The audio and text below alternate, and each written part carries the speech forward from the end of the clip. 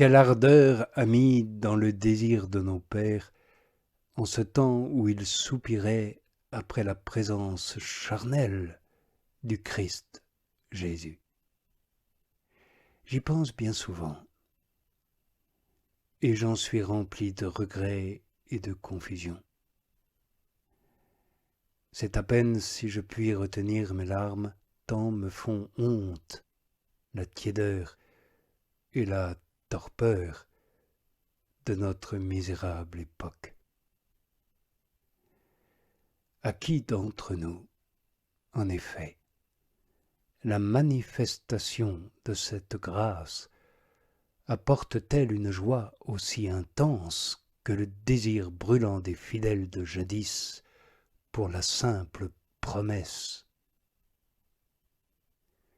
Combien de gens vont se réjouir pour cette nativité du Seigneur que l'on célèbre pourtant chaque année? Mais plaise à Dieu que ce soit de sa nativité qu'ils se réjouissent. Donc c'est le brûlant désir des anciens et la sollicitude de leur attente empressée que la voix de l'épouse évoque en moi. Qu'il m'embrasse d'un baiser de sa bouche. Car tout homme spirituel d'alors avait pressenti en esprit et par l'esprit quelle profusion de grâce serait répandue sur ses lèvres. Aussi, dans le désir de son âme, il disait qu'il m'embrasse d'un baiser de sa bouche, souhaitant par toutes les fibres de son être de ne pas se voir privé d'une telle douceur. Donc, chaque fidèle parvenu à la perfection disait « À quoi me sert, je te le demande, le radotage des prophètes ?» Que lui-même, plutôt, le plus beau des enfants des hommes, que lui-même, en personne, m'embrasse d'un baiser de sa bouche. Non, je n'écoute plus Moïse. Il est devenu pour moi un homme à la langue embarrassée. Les lèvres d'Isaïe sont impures. Jérémie ne sait pas parler, car il est un enfant, et tous les prophètes achoppent, privés de mots. Oh oui, que ce soit lui dont ils parlent tous, que ce soit lui qui parle, que ce soit lui qui m'embrasse d'un baiser de sa bouche. Qu'il ne me parle plus maintenant en eux et par eux, car enfermé dans les nuages du ciel, l'eau reste opaque, mais qu'il m'embrasse lui-même d'un baiser de sa bouche, et que son aimable présence et les flots de sa merveilleuse doctrine deviennent en moi une source d'eau jaillissant en vie éternelle. Lui que le Père a oint d'une huile d'allégresse de préférence à ses compagnons, n'est-ce pas lui qui va répandre sur moi une grâce plus abondante, si du moins il me juge digne d'un baiser de sa bouche? Oui, sa parole vivante et efficace est pour moi un baiser. Non pas la rencontre des lèvres qui parfois trompent en simulant la paix des cœurs, mais l'effusion des joies, la révélation des mystères, un mélange étonnant et en quelque sorte inséparable de la lumière d'en haut et de l'âme illuminée. Car celui qui s'attache à Dieu est avec lui un seul esprit. Par conséquent, et à bon droit, je n'accepte plus les visions, les songes. Je refuse les figures et les énigmes. J'en ai assez même des apparitions angéliques. Assurément, mon Jésus les dépasse de loin, par son visage et sa beauté. C'est pourquoi je ne demande à personne d'autre, qu'il soit ange ou homme, mais à lui seul, qu'il m'embrasse d'un baiser de sa bouche. Je n'ai certes pas l'audace de croire que je serai embrassé de sa bouche même. C'est là, en effet, le bonheur unique et le privilège personnel de l'homme que le Verbe a assumé, mais je demande plus humblement d'être embrassé d'un baiser de sa bouche, ce qui est commun à un grand nombre, eux qui peuvent dire « nous aussi, nous avons tous reçu de sa plénitude ». Oui, écoutez-moi bien, amis. Si la bouche qui donne le baiser, c'est le Verbe en personne qui a pris notre chair, si la bouche qui le reçoit, c'est cette chair prise par le Verbe, le baiser provenant tant de celui qui le donne que de celui qui le reçoit, c'est la personne même formée par l'union du Verbe éternel et de la chair mortelle. Le médiateur de Dieu et des hommes, Jésus, homme et Christ. Pour cette raison, aucun des fidèles ne peut avoir l'audace de dire qu'il m'embrasse de sa bouche, mais simplement d'un baiser de sa bouche. Il réservait en effet un tel privilège à l'homme sur qui la bouche du Verbe s'opposa une seule fois et de manière unique, lorsque toute la plénitude de la divinité daigna s'unir corporellement à lui.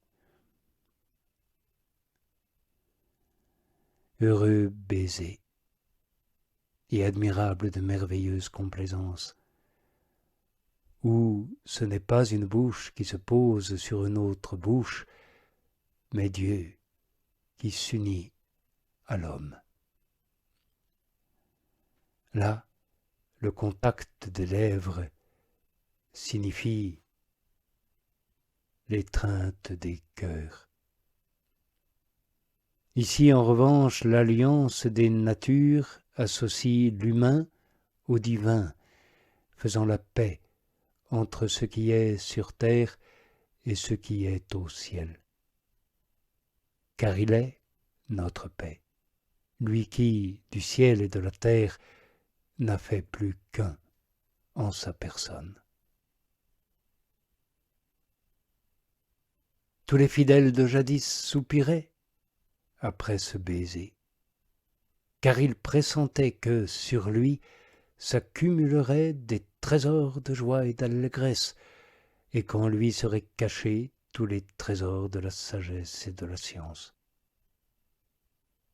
C'est pourquoi ils désiraient, eux aussi, recevoir de sa plénitude.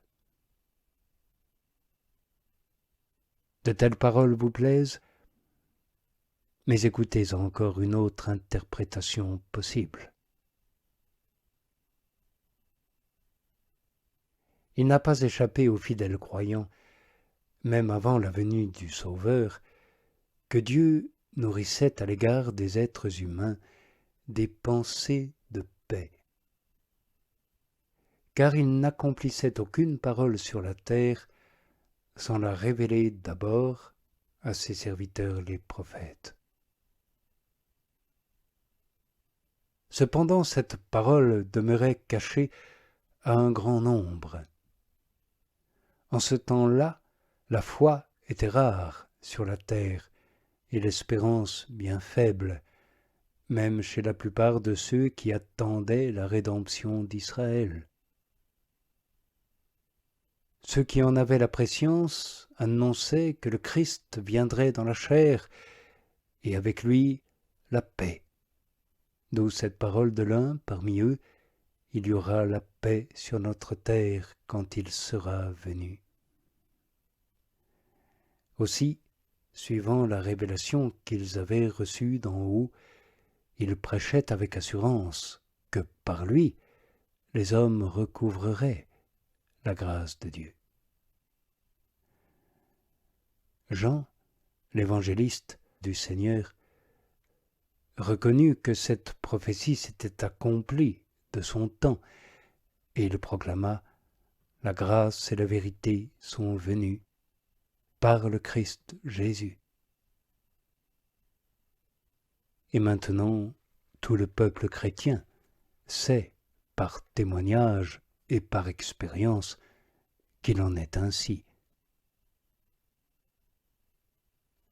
Cependant, tandis que les prophètes annonçaient la paix, et qu'en revanche l'auteur de la paix tardait à venir, la foi du peuple chancelait, car il n'y avait personne ni pour le racheter, ni pour le sauver.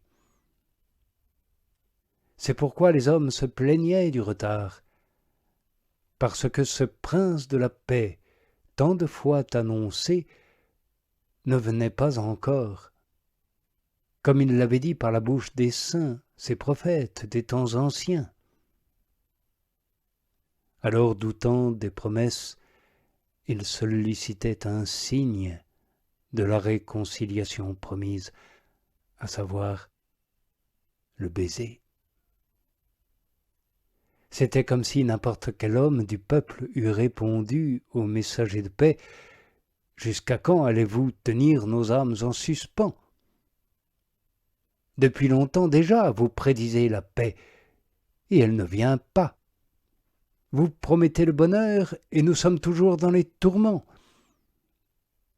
Voici que, à bien des reprises et sous bien des manières, les anges ont annoncé cette même parole au Père, et nos pères nous l'ont répétée en disant « paix », alors qu'il n'y a point de paix. Dieu veut donc que je sois convaincu de sa bienveillance, qu'il garantit par des ambassadeurs déjà si nombreux, sans pour autant la montrer. Eh bien, qu'il m'embrasse d'un baiser de sa bouche, et qu'il me rende ainsi assuré de la paix par un signe de paix. Car comment pourrais-je désormais croire à des paroles? Il faut plutôt que les paroles soient confirmées par l'acte. Que Dieu prouve la véracité de ces messagers, si vraiment ils sont tels, et qu'il vienne enfin lui-même, comme ceux-ci l'ont promis bien souvent, car sans lui, ils ne peuvent rien faire.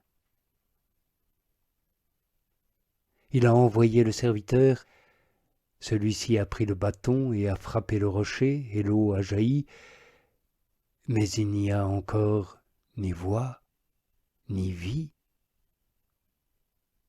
Je ne me lève pas, je ne ressuscite pas, je ne secoue pas ma poussière, je ne respire pas dans l'espérance, si le prophète lui-même ne descend en personne et ne m'embrasse d'un baiser de sa bouche.